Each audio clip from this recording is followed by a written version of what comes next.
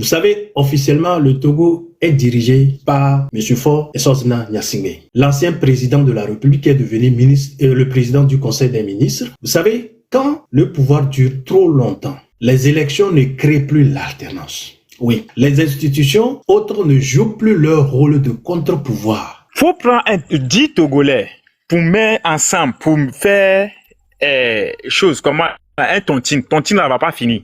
Il y aura pas là. Depuis des décennies, une question fondamentale traverse l'histoire politique du Togo. Qui dirige réellement le pays et dans quel intérêt? Depuis la nuit des temps, le peuple togolais aspire au changement. Mais une interrogation demeure. Les Togolais ont-ils véritablement voulu ce changement ou se sont-ils progressivement installés dans le statu quo? Dans ce live, le militaire de la vérité ouvre un débat sans complaisance sur les causes profondes de cette stagnation politique. Pourquoi le Togo est-il tombé dans un statu quo durable? Comment expliquer qu'avec le temps, les élections ne produisent plus l'alternance, que les institutions censées jouer le rôle de contre-pouvoir perdent leur efficacité, et que le système semble se perpétuer sans véritable remise en question? Plus encore, une question essentielle est posée. Comment sortir du statu quo sans détruire le pays? Car le changement, s'il est nécessaire, doit être réfléchi, responsable et porteur d'un avenir stable pour la nation. Ce live soulève ainsi de nombreuses interrogations, provoque des réactions diverses et invite chaque Togolais à une introspection collective sur son rôle, sa responsabilité et sa vision de l'avenir du Togo. Suivons ensemble ce live pour découvrir les analyses du militaire de la vérité et les réactions des uns et des autres. Le développement que je vais faire, c'est un développement choc. Oui, je vais déterrer aujourd'hui tout le problème du Togo, oui, et exposer. Et nous allons tous voir. Depuis la nuit des temps, les Togolais ont voulu un changement. Mais est-ce que nous avons vraiment voulu un changement? Nous avons vraiment soulevé le vrai problème du pays. Pourquoi le Togo est tombé dans le statu quo? Et qu'aujourd'hui, si on ne fait pas attention, on risque de ne pas avancer. Donc, c'est de ça qu'il s'agit. Donc, oui, il s'agit du Togo. Vous êtes très conscient que la plupart des pays voisins aujourd'hui sont en train de faire un vrai progrès. Qu'est-ce qui retient le Togo dans son élan, dans son avancement, dans son progrès? Par contre, le Togo avait commencé le développement avant les autres pays. Aujourd'hui, le Togo est resté stagné. Est-ce que vous êtes content de voir le Togo dans toutes les rues de Lomé poussiéreux? Les quelques rues que nous avons pu construire sont poussiéreuses à tout moment, sales avec la boue, parce que d'autres voies secondaires ne sont pas goudronnées. Il n'y a pas de perspective pour la jeunesse. Il n'y a pas d'avenir pour les nouveau-nés. Mais on va où? Et on ne va pas continuer. Qui dirige le Togo? Comment sortir du statu quo, chers amis? Bonsoir à toutes et à tous. Merci d'être là. Qui dirige officiellement et qui dirige réellement? Vous savez, officiellement, le Togo est dirigé par M. Faure Essozna Gnassingbé, l'ancien président de la République qui est devenu le président du Conseil des ministres. Il a un gouvernement. Le Togo semble avoir des institutions républicaines. Nous avons une armée nationale. Sur papier, chers amis, tout semble être normal. Mais dans la réalité politique, la vraie question est où se concentre le pouvoir réel? Qui peut décider sans être contesté? Qui peut rester sans rendre de compte? Ce sont des questions que vous pourrez quand même aussi noter et après faire votre développement. Donc, vous savez, quand le pouvoir dure trop longtemps, les élections ne créent plus l'alternance. Oui, les institutions autres ne jouent plus leur rôle de contre-pouvoir. Alors, qu'est-ce qui se passe? Le pouvoir cesse donc d'être institutionnel et devient personnel ou voire clanique. Ce n'est pas une opinion, c'est un constat observable dans tous les pays bloqués politiquement. Oui, c'est un constat observable dans tous les pays bloqués politiquement. Le statu quo, à qui profite-t-il et qui en paie le prix? Le statu quo, ce n'est pas le calme, ce n'est pas la paix, semble la paix. C'est une stabilité immobile, voire artificielle. Donc, il profite à ceux qui contrôlent l'État, à ceux qui ont accès aux ressources et à ceux qui ont, ou bien ceux qui n'ont aucun intérêt au changement. Mais il a un coût énorme pour la majorité. Oui, il a un coût énorme pour la majorité. La jeunesse sans perspective, exode et migration, économie informelle, oui, perte de confiance dans l'État, l'entrepreneuriat étouffé, oui, un pays où la peur remplace l'espoir, la résignation remplace la citoyenneté. Donc, devient un pays qui ne progresse plus, mais qui survit seulement et qui stagne d'ailleurs. Et aucun pays ne survit éternellement dans le statu quo. Il faut qu'on se dise la vérité. Aucun pays ne survit éternellement dans le statu quo. Maintenant, c'est notre deuxième question. Comment sortir du statu quo sans détruire le pays? Oui, c'est la question. Sortir du statu quo ne veut pas dire chaos, violence, guerre civile ou vengeance. Oui, cela veut juste dire reconstruire des règles du jeu. Très clair. Concrètement, je vais dire des institutions plus fortes que les individus. Oui, une armée strictement républicaine neutre. En plus, une justice crédible et indépendante qui n'est pas sous botte de quelqu'un ou de certains. Des élections qui permettent réellement l'alternance. Et au Togo, nous avons besoin des citoyens conscients, pas des citoyens soumis. Parce que l'histoire montre une chose. Aucun système fermé ne s'ouvre tout seul. Mais aucun changement durable ne vient sans conscience collective. Oui, donc le changement commence toujours dans la tête avant d'arriver dans les rues ou dans les urnes. J'espère que vous m'écoutez et vous m'entendez. Et j'espère que vous notez ce que je suis en train de dire ici.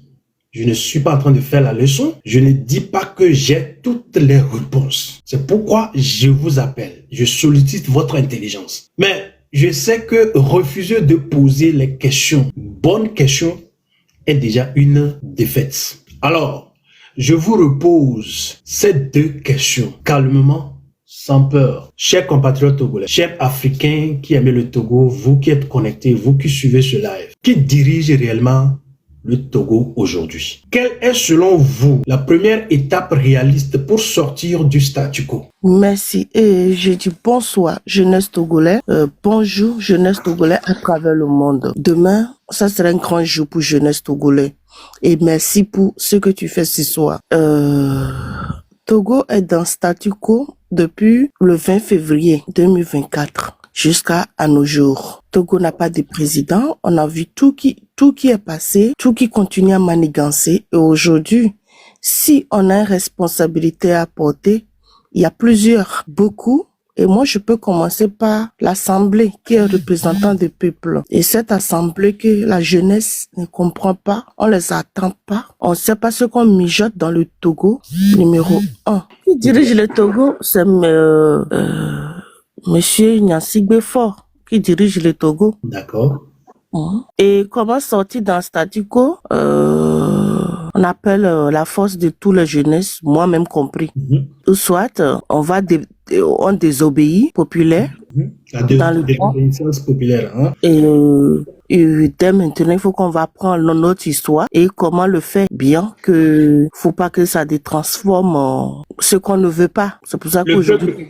Attendez-moi un instant, madame. Le peuple est là, il vous écoute. Le peuple est, à travers son développement, vous avez le droit de mettre dans les commentaires si vous êtes d'accord avec elle. Est-ce qu'elle se détourne de la question ou bien elle est sûre? D'accord. Donc, vous pouvez continuer, madame.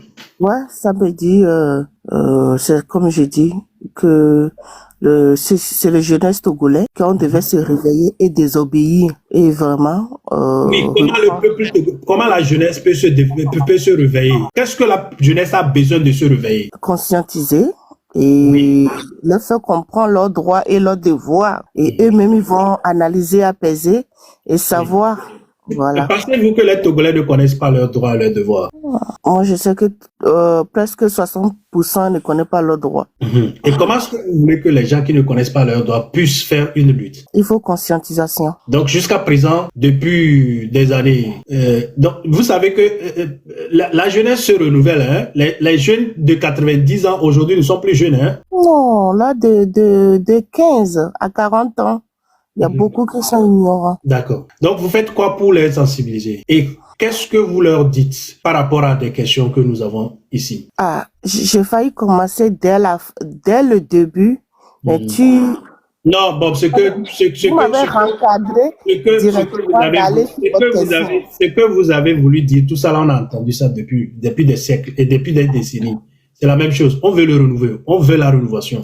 Oui, mais un jeunesse, moi, exemple, dans ma commune, on a Oui. presque 4 députés, mais ces 4 députés-là, les jeunesses, si tu rassembles 10 jeunes et tu demandes les rôles de ces députés, ils ne savent pas.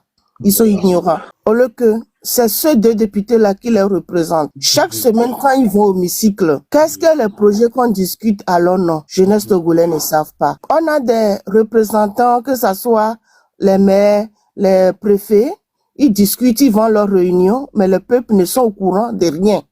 Ça, au Togo, la plupart des choses sont informelles. Et ça fait que tout le pays ou bien toutes les communes sont bouillabaisse. Le jour qu'ils ont envie, ils viennent vous réunir, ils disent à peine 2, 3 choses. Vous allez prendre ça comme ça et partir. C'est pas des peuples. Les peuples ne sont pas informés. D'accord. Vous venez de dire, vous avez dit que voilà, c'est le monsieur qui a affiché ici, c'est lui le président et c'est lui qui dirige le pays. Mais vous savez que dans un pays normal, quand on dirige le pays, vous avez un responsable qui dirige le pays. Ce que vous venez d'écrire comme l'anomalie au sein des mairies et puis les élus, les soi-disant élus du peuple là. Est-ce que vous savez que cela, vous pensez que cela pouvait être normal? Là, la question vient, qui dirige le Togo? C'est monsieur Fognan Sigbe qui est le garant du peuple, qui est le pot de fleurs. D'accord. Si vous avez quelque chose à lui dire, qu'est-ce que vous lui direz de faire changer le Togo? Ah, merci. Si franchement, monsieur le président peut m'écouter aujourd'hui, moi, en tant que fils et fils de Togo, que j'aime Togo autant comme lui, moi, j'aimerais lui dire que le jeunesse togolais demande la tenance. Les jeunesses togolais aimeraient avoir un droit de vote. Le jeunesse togolais aimerait avoir des changements autres que ce que nous, on avait connu depuis décennies, que tout le monde critique, pas que moi tout seul. Tout le monde dit ras-le-bol parce que manque d'attenance abrutit un peuple. Aujourd'hui. Donc, vous pensez qu'aujourd'hui, je vous pose une question. Si par exemple, aujourd'hui, Fognan Sigbe dit, OK, bon, je vous ai écouté, les Togolais, je vous ai écouté, je pars. Vous pensez que le problème sera résolu? Ou ça ne serait pas résolu 10 jours lendemain, mais il y aura. Donc, c'est pas attendez, donc si dans ce cas, c'est pas Fognan Sigbe le problème. Ah, cher monsieur, avant, si une femme devait tomber enceinte avant d'accoucher, avant que cet enfant marche, un pays aussi c'est pareil. Monsieur Fo était venu, ça fait 21 ans à nos jours. Oui. Ça veut dire que comment est-ce qu'il est arrivé au pays? Ah, ouais, mais nous tous on a vu. Moi-même, j'ai eu membre de famille perdu aussi dans son arrivage. OK. Ça veut dire qu'on a vu aujourd'hui, le Togolais ne veut plus aucun personne vient au pouvoir comme comment lui il est arrivé. Avec le pays brûlé, les sangs versés, les champs fuient. On veut plus ça. Mais qui était responsable? C'est Fognan Sigbe? Ouais, mais c'était l'Assemblée que j'accusais dès le début. Parce que c'est l'Assemblée qui a pris les gens? Non, c'est l'Assemblée qui a accepté normalement, l'Assemblée devait dire non. Je changerai personne à tant que la Constitution a dit. Parce que le pays a un extrait de naissance qui garant la Constitution. Ça veut dire, pourquoi la Constitution a été touchée? C'est ce qui a fait. Comme l'Assemblée a accepté, c'est pour ça que monsieur...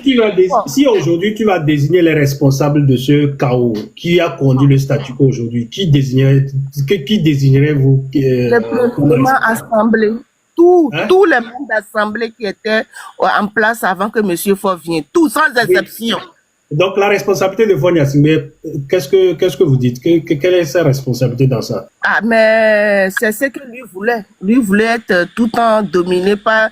Il veut dominer le peuple. Et il a plus joué avec l'Assemblée. On vous a compris. Ok. À voir ce que nous traversons au Togo actuellement, on va dire qu'il y a une minorité des Togolais qui dirigent le Togo maintenant. Ce n'est pas Faure Gnassingbé que nous croyons souvent à la tête du pays. J'espère que je me suis fait clair sur cette question-là. Non, pour le moment, votre question, nous sommes beaucoup qui vous écoutent, donc continuez votre développement. Hein. Je ne peux pas appuyer votre développement, je ne peux pas appuyer vos réponses, mais je pense que le peuple vous écoute et sera content. Et la deuxième question, à savoir comment on devait s'en sortir. À voir maintenant au Togo, nous sommes à peu près 8 millions d'habitants. Si on veut dire actuellement, si on débloque quelque chose de 80 millions là, chaque Togolais peut avoir 1 million en poche. Et si nous voulons voir aujourd'hui, tout ce que nous disons là, c'est parce que il y a des gens qui ont plus de 100 milliards dans leur caisse. Ils ne veulent pas partager ça avec les Togolais. Et maintenant, vous voyez que les Togolais là veulent pas se lever et revendiquer leurs droits. C'est parce qu'ils ont trop faim. Ils ont trop faim, à vrai dire. Aujourd'hui, moi, du matin au soir, j'essaie de quoi manger. Comment est-ce que je peux me lever, dire que j'ai une famille à nourrir. Je vais me lever, dire que je vais abandonner toute ma famille, se lever, me battre pour tous ceux qui sont là. Vous voyez comment c'est très difficile de se lever et se battre pour le pays là. On nous est tous affamés. On peut plus se lever. Je ne sais pas, en quelque sorte, si on dit le réveil des Togolais, il faut que tout le monde mange à sa faim d'abord. C'est tout ce que moi j'avais à dire. Donc, vos réponses, oui, c'est bien, c'est soutenu, le peuple a faim parce que le pays est dans un statu quo, ouais, parce que quand le pays n'avance pas, le peuple ne peut pas avoir de quoi manger. Normalement, le pays doit avancer, doit donner des opportunités à la jeunesse, hein, ceux qui apprennent quelque chose peuvent manger, peuvent avoir le travail à faire. Et c'est pas le cas aujourd'hui. Mais vous voulez monter de l'année? Donc, ce que vous dites, c'est vrai. Nous vivons dans le statu quo. Ça confirme que le Togo est dans le statu quo. Maintenant, que pensez-vous? Comment sortir de ce statu quo? Il fallait que chaque Togolais, il faut qu'on se batte pour que chaque Togolais ait à manger. Ce qui est de droit maintenant, on peut le revendiquer. Maintenant que quand tu te lèves du matin au soir, tu te bats pour trouver de quoi manger. Tu ne te soucies pas si ton collègue a mangé ou pas, si l'autre a bien dormi ou pas. Ça, on ne peut même pas parler de ça tant qu'on est affamé. D'accord, là c'est bien. On va donner la parole à monsieur ou madame Odogu. Ouais. Grand frère, bonsoir. Mon nom c'est Odogu. Yeah, Oui. Je suis un frère togolais. D'accord. Je voulais contribuer à le développement de ce que vous faites. D'abord, je vous dis merci pour tout le travail bâti. Pour moi, pour que le Togo sorte dans cette situation, ça serait très difficile. Comment je développe? La mentalité togolaise d'abord, c'est très, très, très conspicué. Le problème n'est pas fort, c'est la mentalité. Faure Gnassingbé, lui seul, il peut pas faire truc. Le Togolais a quelque part il pense qu'à lui seul son ventre d'abord. Il n'est pas patriote d'abord. Et si tu vois, même s'ils ont pris Jésus-Christ en personne pour venir être président du Togo aujourd'hui, le Togo va rester toujours comme ça. Une fois qu'on prend un Togolais, on met comme ministre, comme député, il défend que sa famille et son ventre. Le Togolais, c'est de sa nature comme ça. Ça prouve beaucoup dans les sociétés. On voit aujourd'hui. Donc, moi, à divers moments, même si Faure Gnassingbé, là où il est actuellement, moi, mon seul problème avec Faure Gnassingbé, c'est qu'il n'arrive pas à faire ce qu'un président doit faire. Selon vous, pourquoi il n'arrive pas à faire ce qu'un président doit faire? C'est ça la question. Là où moi, je me fâche contre lui, est que redresser cette population ou bien cette peuple avec sa mentalité, c'est avec la justice et les lois. Tu engages un ministre, il a fait le détournement du fonds public, on l'envoie là où on doit l'envoyer. Sinon, si aujourd'hui, avec cette mentalité, si on prend, même, j'ai bien dit, même Jésus-Christ, même Donald Trump, ils ont pris pour devenir président du Togo aujourd'hui, tous ces désordres-là, ça va continuer. Mentalement, le Togolais, il n'est pas patriote. C'est ça seulement qui est le problème. Est-ce que c'est pas par hasard parce que le peuple togolais a été conditionné à ce comportement? Bien sûr que oui. Je n'en dis qu'on vient pas. Maintenant, où est le pro? C'est-à-dire où est le mal? Non, il n'est pas conçu. Le peuple togolais n'est pas conçu de la sorte. Mais il a été conditionné à vivre comme ça, à être comme ça, à être égoïste. Maintenant, c'est ça? Oui. C'est de la nature. Donc, Il n'y a pas quelqu'un qui est... qui est responsable de ce conditionnement? Tu vois, je sais pas comment je vais développer ça pour que tout le monde comprenne. Supposons, prenons un Malien. Tu as vu la manière, ils sont en leadership. Je sais pas que tu as déjà vécu avec ces gens-là. Moi, j'ai déjà vécu avec eux. Faut prendre 10 Togolais pour mettre ensemble, pour faire choses comme un tontine. Tontine, là, va pas finir. Il y aura pas là. Si vous m'avez dit, c'est l'ADN du Togolais qui est là. Surtout, je suis pas tribaliste. Je viens de Vaughan. Je suis pas tribaliste. Je ne suis pas loin de mes idées. Je vais dire ça d'abord. Je ne suis pas tribaliste. Loin de mes idées. Surtout mes parents du Sud là. Ces gens-là, c'est eux-mêmes qui ont trop gardé le Togo jusqu'à aujourd'hui. Il y a la vérité en face, mais tellement qu'on est dans l'émotion, on n'aime pas dire la vérité à nos prochains. Surtout mes parents du Sud là.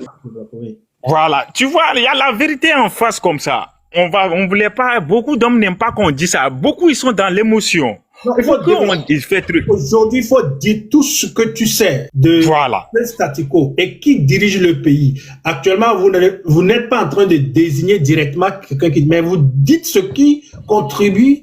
Comment appelle-t-on? Vous dites quelque chose, vous donnez des indices de ceux qui dirigent le Togo. Ceux qui dirigent le Togo, moi je peux dire que c'est mes parents du Sud là. La plupart, les gens qui sont perdus dans cette comment la gouvernance du Togo là, c'est mes parents du Nord. Demandez-les. Moi j'ai déjà vécu au Nord. Au nord du Togo, si tu vas, c'est de la misère. C'est facile pour un nordiste qui quitte au nord du Togo pour venir au sud pour travailler. Il gagne sa vie facilement. Si vous voyez aujourd'hui, autant jusqu'à arriver aujourd'hui, les grands conseillers de Monsieur Feu Yadema, c'est les sudistes.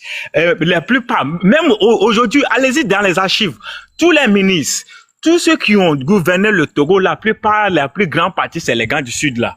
Et si tu vois aujourd'hui, les nordistes du Togo, c'est les gens qui sont soudés. Si, même dans notre opposition aujourd'hui, ils sont pas traites, mais c'est chez nous, les gens du Sud, là, qui sont les vrais traites. Si on prend une petite décision aujourd'hui pour le changement, eux, ils peuvent passer derrière pour donner 10 000 à un gars du Sud, il va vendre tout le monde. Il y a les vraies vérités, mais on n'arrive pas à dire à nos frères. On est tout le temps dans l'émotion. Si tu dis, on va te dire, non, que tu es de RPT uni, tu es de tant. Non. Non, moi spécialement, je préfère même que Foy Gnassingbé dure là-bas et il change tout. Je suis pas chose. Le peuple pense que son absence et sa présence bloque le développement et s'empêche le développement. Et il demande ce qu'il peut être... La présence de Foy Gnassingbé n'a rien bloqué au Togo. C'est la mentalité de la plupart de mes parents du Sud là. Si on dit ça, ça les fait mal, mais il faut encaisser ça. C'est eux seuls qui se jouent trop intellectuels, mais c'est les gens les plus traites qui retardent le développement du Togo. Il faut qu'on dise la vérité là. Pourquoi ne pas dire la vérité pour se réconcilier? D'accord. Merci beaucoup.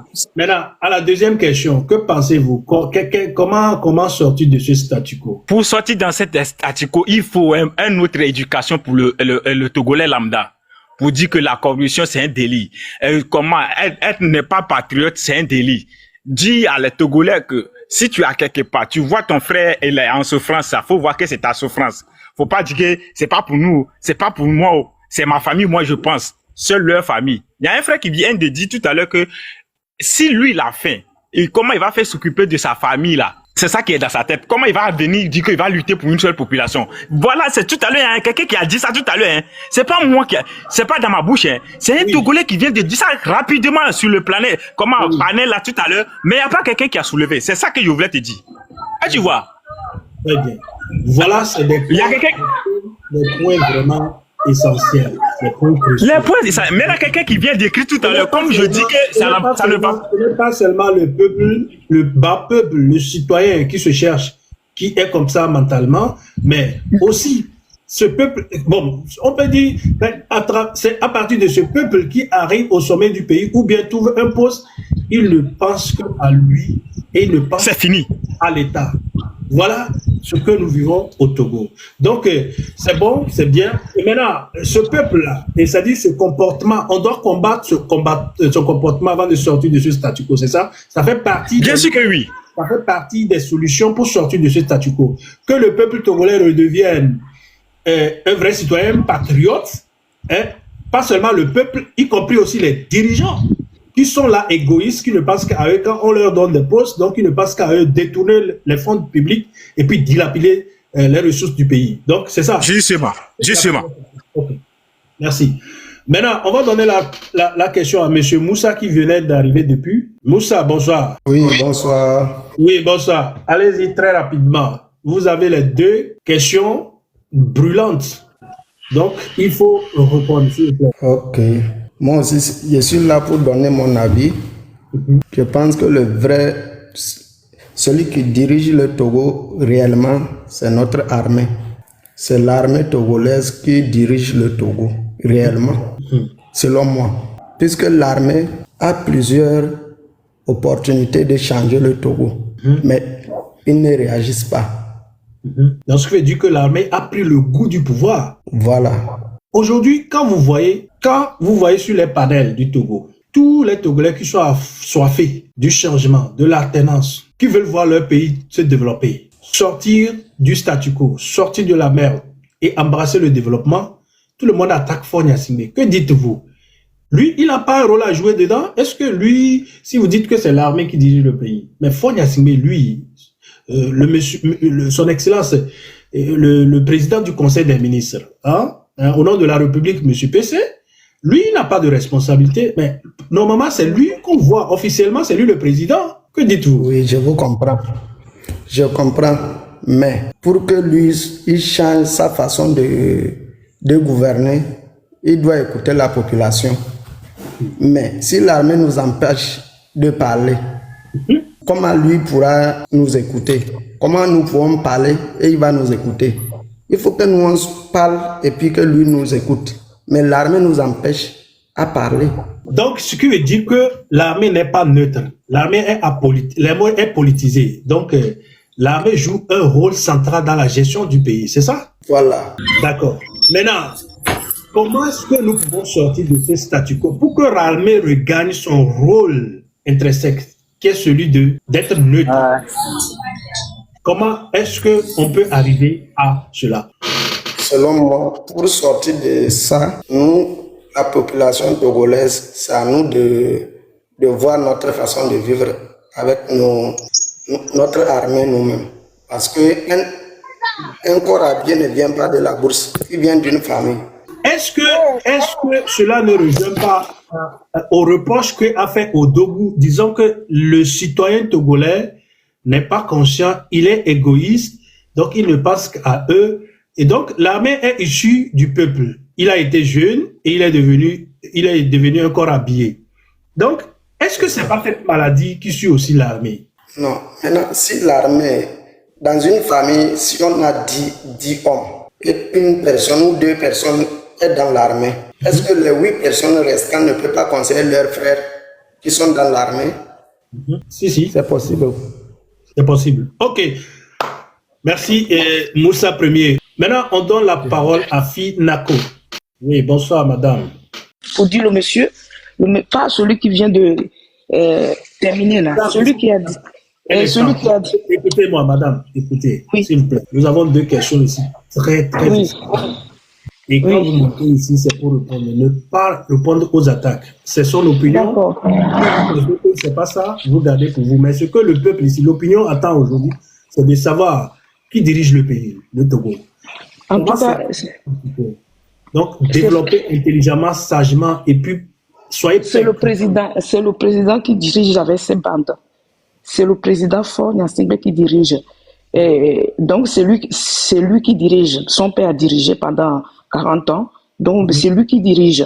Donc, il faut que les gens ils arrêtent de mélanger pour dire le peuple, ils ne sont pas patriotes. Ça, c'est un mensonge. C'est d'être aveugle, de ne pas voir la vérité en face. Donc, il faut que les gens ils arrêtent de mélanger le peuple. Peut-être certains Togolais qui sont dans le pouvoir, oui, mais pas tout un peuple. Voilà. Donc, c'est lui qui dirige. Il voyage, non? Il va dans les pays. Est-ce qu'il ne voit pas comment les autres pays sont développés? Quand vous allez au Bénin, vous allez au Ghana, au Burkina. Dites-moi, vous reconnaissez M. Faure Gnassingbé comme votre président? À moi, personnellement, non. Moi, non, pas du tout. Il est le président du pays. Vous ne le reconnaissez pas. Si vous non.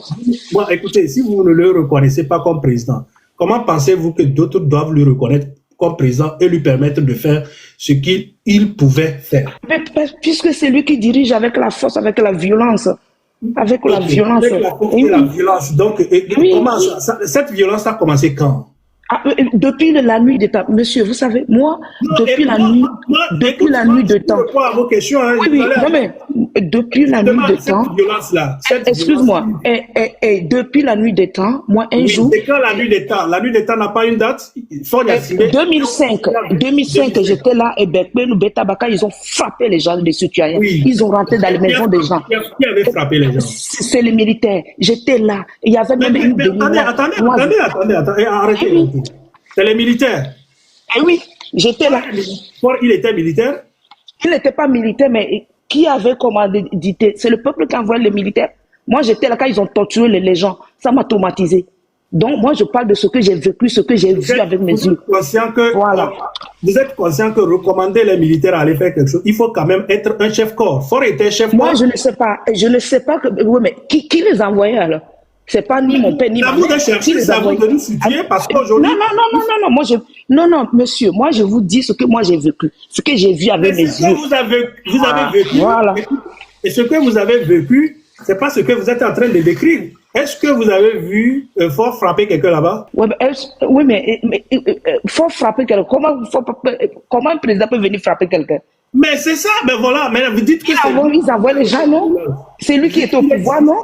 Et c'est qui dirige les ministres? Les ministres de défense, ministres des armées, c'est qui alors? Qui les nomme? Les ordres. Les ordres viennent d'où? Moi, je vous dis ce que le peuple. Non, moi, je suis monté juste pour dire, faut pas mélanger les gens. Il y a ceux qui sont dans le pouvoir, le peuple. Non, si, je sais ce que je dis. Le peuple ne sont pas. On est tous patriotes. Nous sommes torturés pendant 60 ans. Donc tout le peuple. Il n'y a aucun Togolais qui ne sont pas patriotes. Ok, il n'y a aucun Togolais. Chacun aime son pays. Moi, je vis en France, mais j'aime mon pays. Vous ne répondez pas à des questions. Je vous réponds votre question. Pour peut-être déverser votre frustration. Non, c'est pas mon frustration.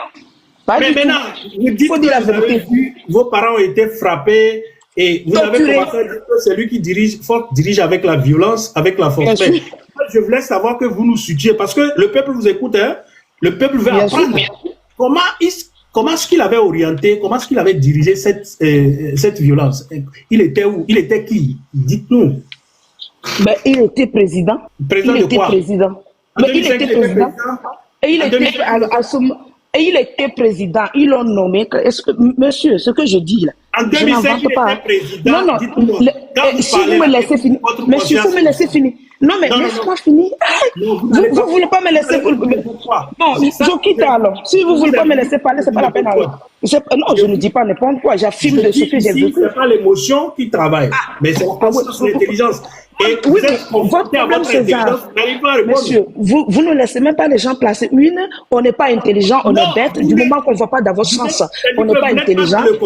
Vous n'êtes pas dans le contexte. Vous êtes en train de poser une question. C'est comme si je dois savoir. C'est comme si moi je dois savoir ceux qui ont envoyé le militaire. Comment moi je peux savoir qui les a envoyés? Mais pourquoi vous accusez quelqu'un? Si vous n'êtes pas sûr, c'est lui qui dirige les gens. C'est lui, il était le chef. Excusez-moi. Il était le chef en 2005. Vous ne me laissez même pas finir. Non. Madame, c'est que c'est-à-dire vous ne nous arrangez pas. On va passer la parole à quelqu'un d'autre. Ah, ok, merci. Donc, je donne maintenant la parole à monsieur professeur ou bien quoi? Ouais, professeur, vous avez la parole. Oui, salut à tout le monde. Moi, c'est le professeur Bonfou. Mais qui dirige le Togo? Ce sont les militaires et à 80% sont formés en France. Ça, c'est un premier point. Donc, quelqu'un attend qu'un pays qui ont leur formation en France et ils ont l'amabilité d'aider la France à régner ou à contrôler ou à diriger. Parce que l'armée, les chefs de l'armée ont été formés en France. C'est ça. C'est pour dire que ces officiers ont été conditionnés de détruire leur propre pays. Oui. Okay. Et c'est ça qui a été fait depuis en 1967. Donc, c'est comme ça que la France gouverne les pays africains. C'est comme ça que la France gouverne, parce que la plupart de ces officiers-là sont formés en France et à leur tour, ils doivent rendre compte, ils doivent rendre compte à la France, et c'est pour cela que vous allez voir que, bien sûr qu'ils ont un président, mais ce n'est pas fort en réalité sous les couloirs qui dirigent le pays. C'est les militaires et l'armée qui gouvernent le pays. Parce que moi, je suis au Togo, et moi, je n'ai jamais voyagé quelque part, et nous savons comment les choses, parce qu'ils ont leur rôle. Lorsque quelque chose se passe, donc l'armée, maintenant, c'est eux qui prennent des décisions. Et ils vont aller rendre compte à leur chef d'État. Donc, c'est l'armée qui prend la responsabilité. Par exemple, quand il y a des attaques qui sont venues un peu partout, au Ghana ici, ce sont l'armée maintenant qui dévance, qui va aller s'attaquer, faire tout et tout, et rendre compte. Donc, c'est eux qui ont le premier rôle à défendre le pays. Donc, maintenant, comme ils ont été travaillés d'une manière, voilà, parallèlement, donc ils défendent le pays, mais rendent compte à la France. Parce qu'on a vu ce général qui est nigérien, qui est mort en France, et il a demandé à ce que qu'on l'enterre dans son pays natal. Imaginez, ça c'est très honteux pour un pays, hein. C'est très honteux pour un pays. Vous avez déjà répondu à la première question. Vous pensez que c'est l'armée togolaise qui dirige le Togo, donc Monsieur Faure n'a que des décisions un peu restreintes, c'est ce que vous voulez dire.